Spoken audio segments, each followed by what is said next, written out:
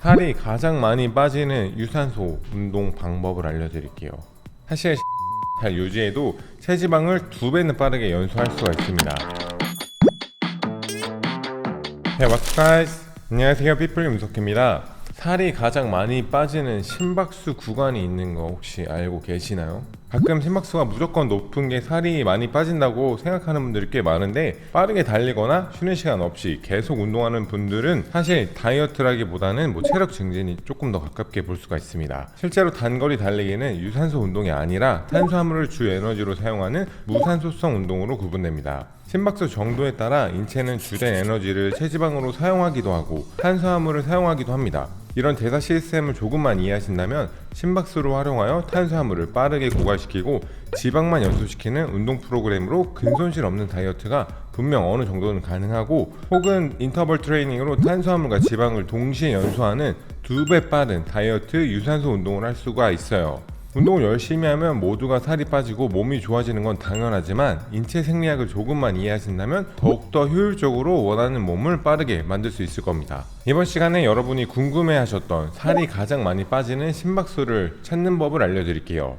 사실 같은 운동을 하더라도 몸에 나타나는 반응이나 적응 현상은 개인의 자세, 체력, 근력, 여러가지 상태에 따라 달라지게 됩니다. 마라톤 선수처럼 엄청난 심폐 능력을 가진 사람들에게 저강도 걷기는 너무나도 쉬워서 생리학적으로 많은 변화를 이끌어내기는 조금 부족할 겁니다. 예를 들어 수영 초보자의 경우 수면에 뜨기 위해 팔다리를 엄청 허우적거리면서 높은 칼로리를 소비해야 뜨지만, 수영을 많이 하신 분들은 최소한의 움직임으로 수면에 뜰 수 있기 때문에 칼로리 소모가 낮습니다.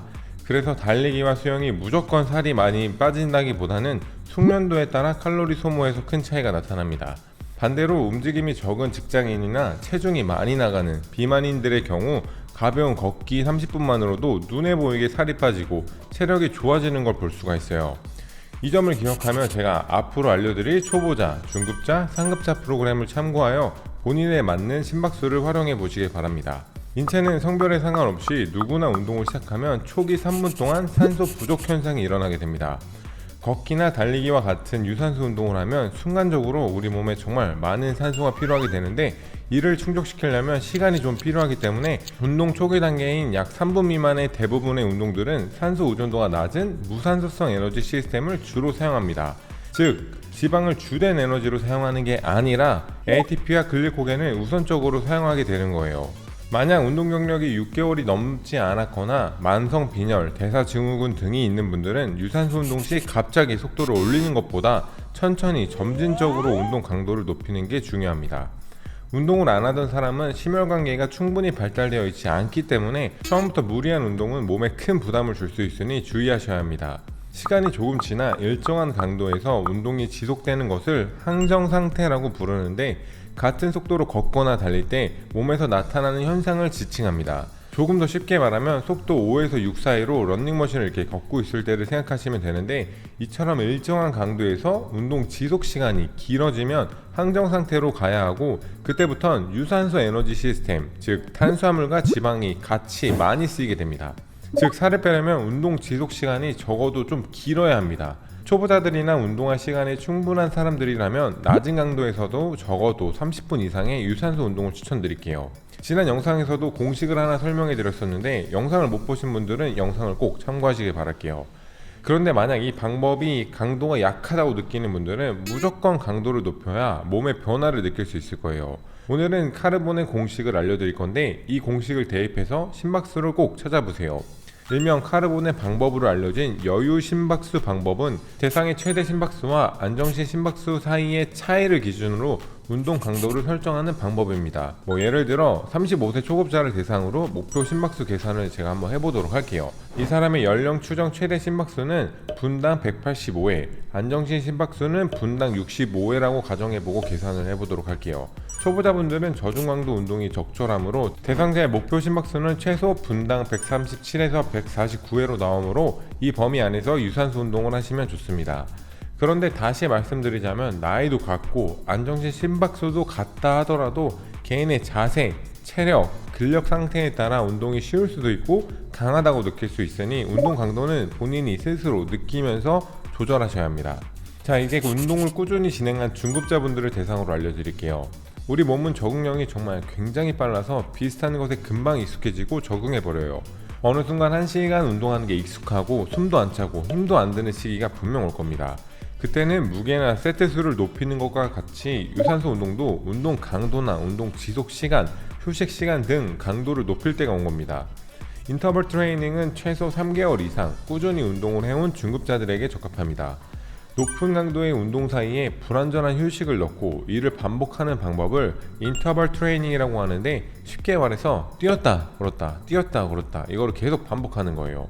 이러한 방식은 운동할 시간이 부족하거나 체력을 높이기 위해 또는 짧은 시간 동안 높은 운동 효과를 원하는 사람에게 추천드리는 방식입니다. 인터벌 트레이닝과 같은 높은 운동 강도의 운동을 하다 멈추면 에너지 요구량은 급격하게 감소하는데, 여기서 재밌는 건 운동이 끝난 후에도 산소 소비량은 그 상태를 잠시 유지하는데, 이를 운동 후 초과 산소 소비라고 부릅니다. 일반적으로 운동 종료 후 5분 뒤에 산소 소비량이 휴식 상태로 돌아오게 되는데, 인터벌 트레이닝처럼 고강도의 운동을 했을 때에는 운동 후 14분이 지나도 휴식 상태로 돌아오지 않을 수도 있어요. 전속력으로 달리고 멈췄을 때에도 격하게 숨을 쉬는 이유가 여기서 나옵니다. 이처럼 고강도의 운동 시 에너지를 빠르게 끌어다 사용하다 보면 영양분의 불완전 연소가 발생하게 되고, 운동이 끝나게 되면 근육통을 일으킬 수 있는 효소 크레아틴 키나제가 축적될 수도 있습니다.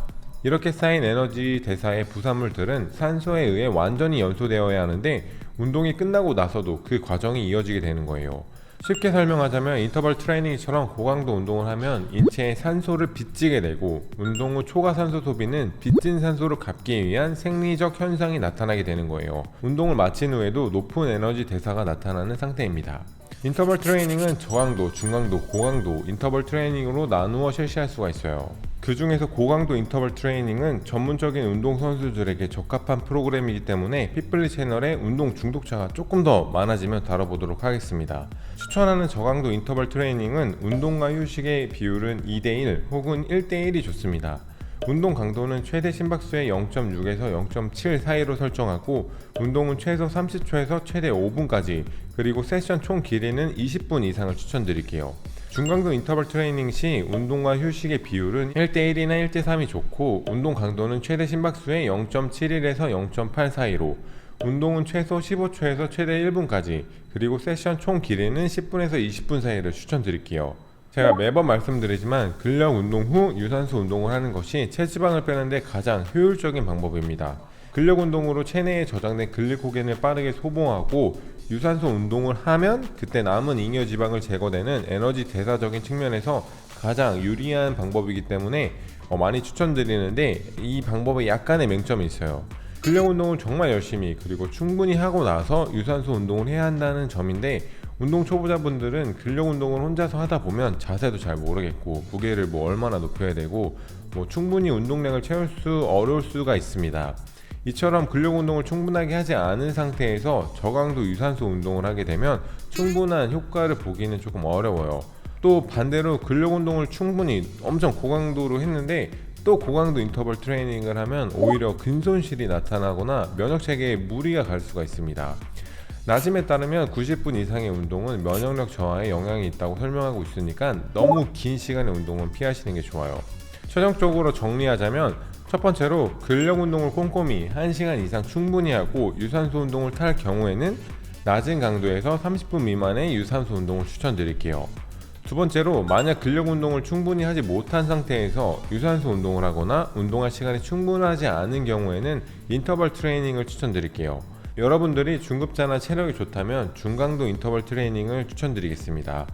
이렇게 지난 영상에서 궁금해하셨던 내용을 자세히 다뤄보았어요. 앞으로 이런 영상에 이해가 안 가는 게 있으면 언제든지 댓글 남겨주시면 저희가 그 내용을 조사해서 한번 자세히 영상으로 다뤄보도록 하겠습니다.